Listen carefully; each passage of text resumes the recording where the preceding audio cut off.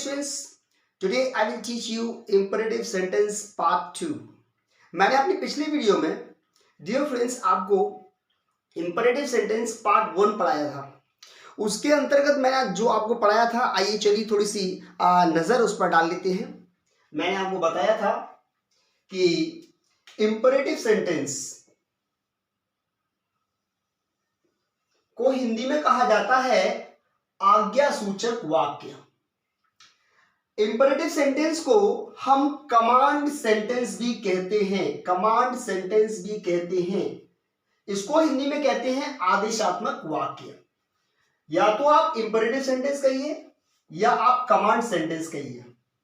ऐसे वाक्य जिनमें आज्ञा दी जाती है, सलाह दी जाती है, निवेदन किया जाता है, सुझाव दिया जाता है, कोई काम करने के लिए या मना किया जाता है। ऐसे वाक्यों को हम इंग्लिश में इंपरेटिव सेंटेंस और हिंदी में आज्ञा सूचक वाक्य कहते हैं। मैंने बनाने के नियम बताए थे आपको। मैंने बताया था अपनी पिछली वीडियो में कि इसमें ये जो सब्जेक्ट होता है यू साइलेंट रहता है, छिपा रहता है, इसकी इंग्लिश नहीं लिखी जाती है। और मैंने एक महत्वपूर्ण रूल बताया था कि ऐसे वाक्यों को डायरेक्ट वर्ब से शुरू करती है, डायरेक्ट क्रिया से शुरू करती है। वर्ब की फर्स्ट फॉर्म डायरेक्ट क्रिया से शुरू करते हैं। उदाहरण के लिए जैसे दरवाजा खोलो, इसमें खोलना एक वर्ब है। तो यदि आपको इस प्रकार के सेंटेंस को इंग्लिश में ट्रांसलेट करना है तो आपको सबसे पहले खोलना की इंग्लिश ओपन, उसके बाद दरवाजा यानी कि the door, open the door, इस प्रकार से सेंटेंस को बनाना होगा। माय डियर फ्रेंड्स, किसी प्रकार से यदि कोई काम करने के लिए मना करते हैं तो मना करने के लिए हिंदी में जो मत शब्द आता है, किताब मत फाड़ो, इसकी अंग्रेजी के लिए आप यहाँ डू नॉट सबसे पहले अप्लाई करेंगे। डू नॉट, किताब मत फाड़ो, do not tear the book. और जब हम कोई काम करने के लिए मना करते हैं कि ऐसा काम कभी मत करो, तो कभी मत की अंग्रेजी के रूप में आप नेवर इस्तेमाल कीजिए, नेवर, और गाली मत दो, नेवर अब्यूज।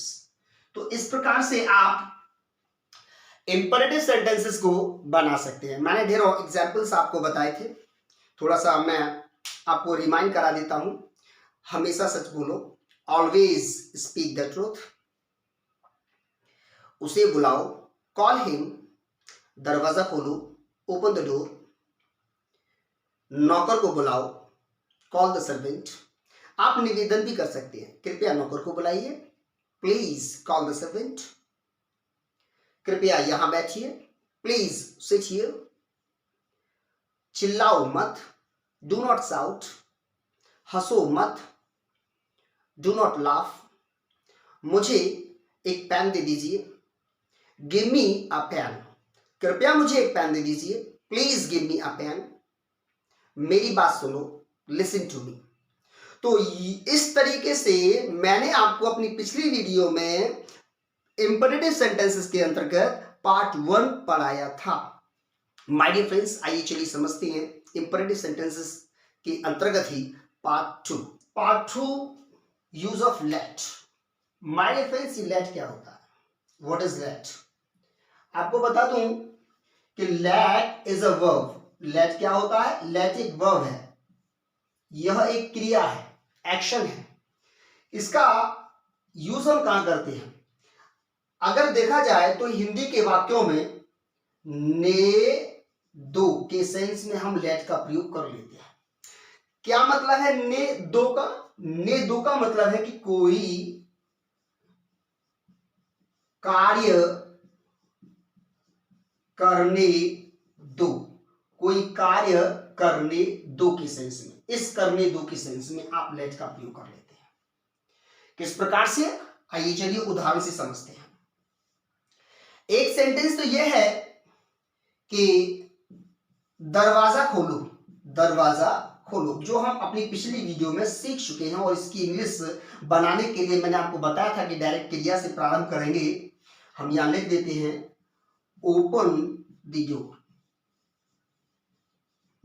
दिए हुए वाक्य में मान के चलो आप किसी व्यक्ति को आदेश दे रहे हैं, आज्ञा दे रहे हैं, दरवाजा खोलो, ओपन द डोर। सामने वाला व्यक्ति आपके आदेश को यदि मानता है तो वो उठकर खड़ा होता है और जाता है, दरवाजा खोलता है।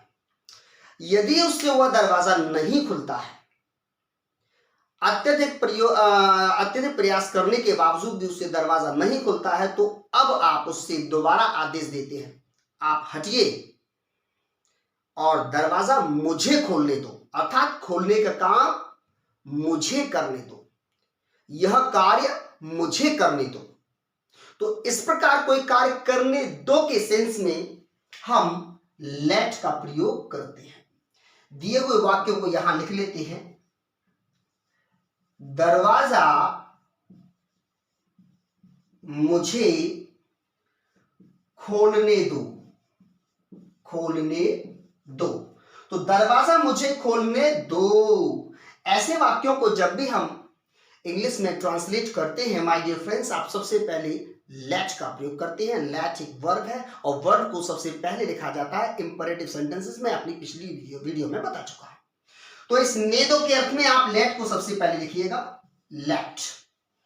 और चूंकि लेट एक वर्ब है तो इसके बाद यदि कोई प्रोनाउन आएगा तो वो हमेशा अपने ऑब्जेक्ट में होगा, ऑब्जेक्टिव केस में होगा। देख लेते हैं इसमें कहां है ऑब्जेक्ट, मुझे, अर्थात यहां ऑब्जेक्ट फॉर्म डालिए मी, लेट मी। और सेम सेंटेंस जो दरवाजा खोलो आपने यहां जो स्ट्रक्चर दिया था वो यहां रिपीट हो जाना है।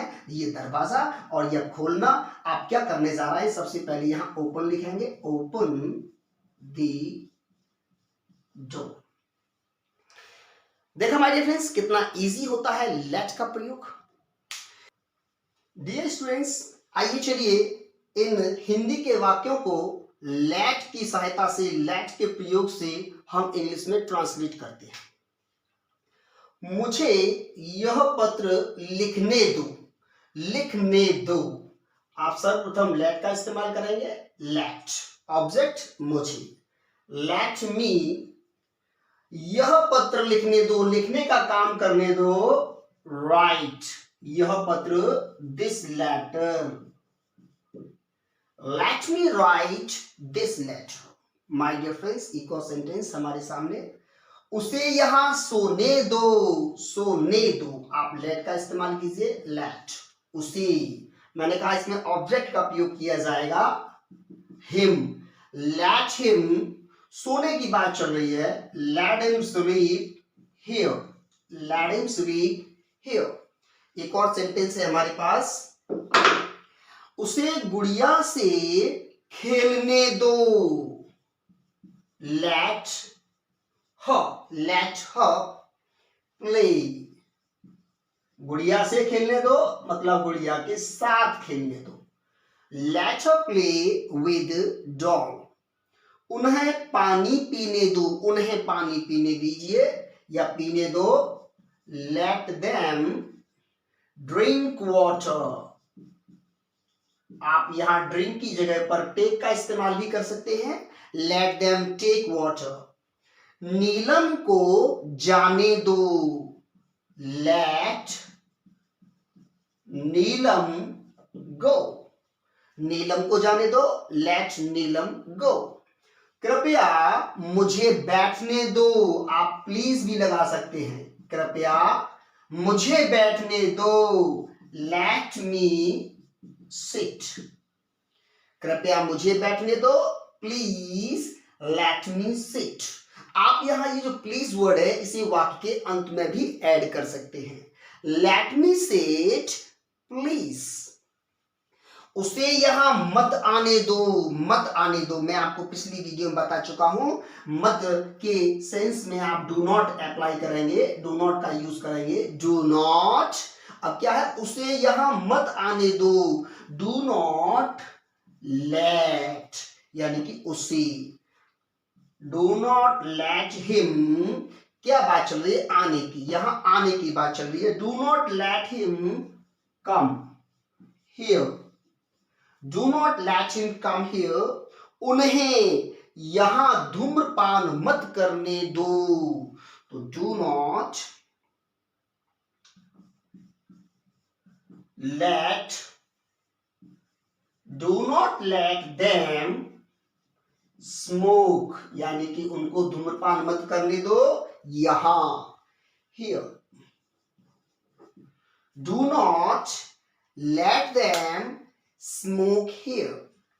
माय डियर फ्रेंड्स, इस प्रकार से हम लेट का यूज एफर्मेटिव सेंटेंसेस और नेगेटिव सेंटेंसेस दोनों ही प्रकार से कर सकते हैं। मैंने आपसे कहा मुझे खेलने दो, लेट मी प्ले, मुझे पढ़ाने दो, लेट मी टीच, उसे आने दो, लेट हिम कम, उसे जाने दो, लेट हिम गो। ठीक इसी प्रकार से आप निवेदन भी कर सकते हैं, कृपया मुझे पढ़ाने दो, प्लीज लेट मी टीच, कृपया उसे आने दो, प्लीज लेट हिम कम, कृपया उन्हें जाने दो, प्लीज लेट देम गो। आप कोई काम करने के लिए मना भी कर सकते हैं, उसे यहां मत आने दो, do not let him come here, उन्हें यहां मत सोने दो, do not let them sleep here. My dear friends, इस प्रकार से आप लेट का यूज कीजिए। अगर इस लेट के यूज में किसी प्रकार की कोई प्रॉब्लम है तो आप प्लीज मुझे कमेंट बॉक्स में लिखिएगा। आइए चलिए हम थोड़ा लेट को और समझ लेते हैं और लेट का यूज दूसरी तरीके से सीख लेते हैं, या यूं कहिए कि इंपरेटिव सेंटेंस के अंतर्गत ही हम लेट का यूज सीखते हैं एक पार्ट 3 के रूप में। स्टूडेंट्स, इंपरेटिव सेंटेंसेस पार्ट 3 के अंतर्गत मैं आपको पढ़ाऊंगा लेट अस का प्रयोग। माय डियर फ्रेंड्स, ये लेट का ही सेकंड यूज है, लेकिन लेट के साथ यहां अस का इस्तेमाल किया जाता है। लेट के साथ अस का इस्तेमाल हम जब करेंगे जब आप किसी व्यक्ति या अपने सामने वाले लिसनर्स जितने भी हैं, सुनने वाले जितने भी व्यक्ति हैं, जितने भी लिसनर्स हैं, उनको कोई काम करने के लिए प्रस्ताव दे रहे हैं, प्रस्ताव अपना रख रहे हैं या सुझाव दे रहे हैं। तो प्रस्ताव किस प्रकार से रख रहे हैं, जैसे आप उदाहरण से समझिएगा, हम 2-3-4 फ्रेंड्स बैठे हुए हैं और मेरे मन में कोई काम करने के लिए कुछ इच्छा जागृत हुई और मैंने अपना प्रस्ताव अपने फ्रेंड्स के सामने रखा और उनसे कहा कि चलो खेलते हैं या आओ खेलते हैं। तो इंग्लिश में हम इसको लिख लेते हैं, चलो खेलते हैं, आओ खेलें, चलो खेलें,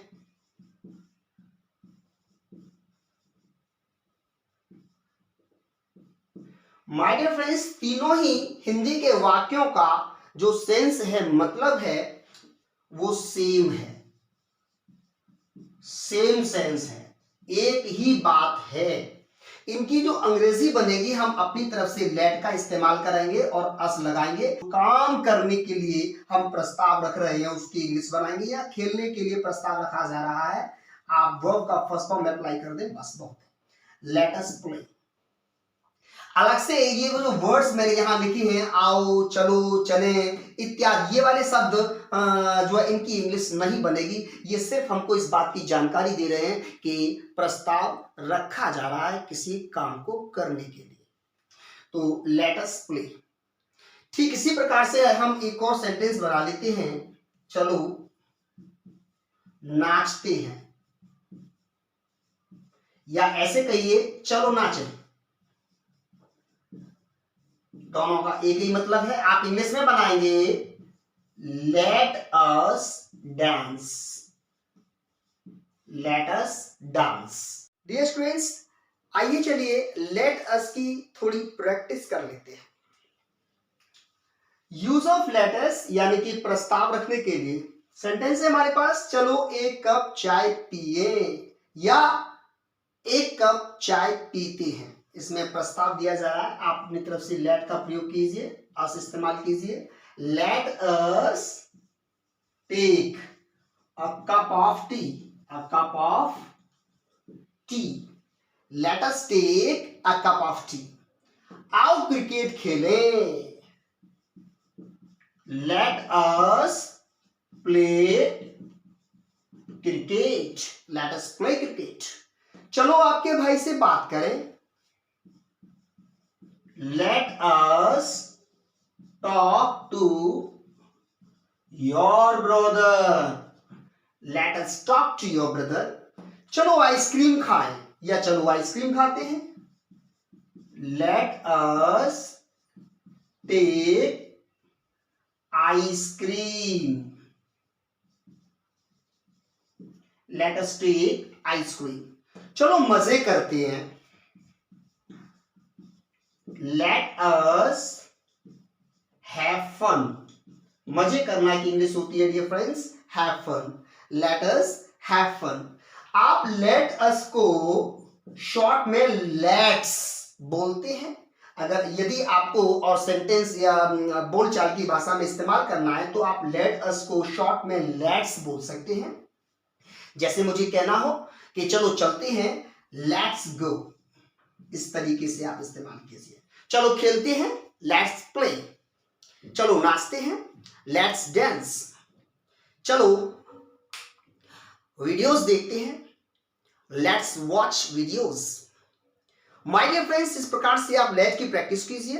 इंपरेटिव सेंटेंस को पार्ट 1, पार्ट 2, पार्ट 3 तीनों मेरी वीडियोस को ध्यान से देखिए। यदि इनमें से किसी भी टॉपिक में आपको कोई प्रॉब्लम है, समझ में नहीं आया, तो प्लीज कमेंट बॉक्स में लिखिएगा और मेरी इस वीडियो को शेयर कीजिएगा। अपने दोस्तों से कहिएगा कि वो भी सब्सक्राइब करें। मैं धीरे धीरे और ग्रामर के सारे कॉन्सेप्ट्स और जो है आपको आसान तरीके से सिखाने का प्रयास करूंगा। माय डियर फ्रेंड्स, मैं उम्मीद करता हूं कि आपकी समझ में इंपरेटिव सेंटेंसेस आ गए होंगे। So thank you very much, nice meeting you, bye bye.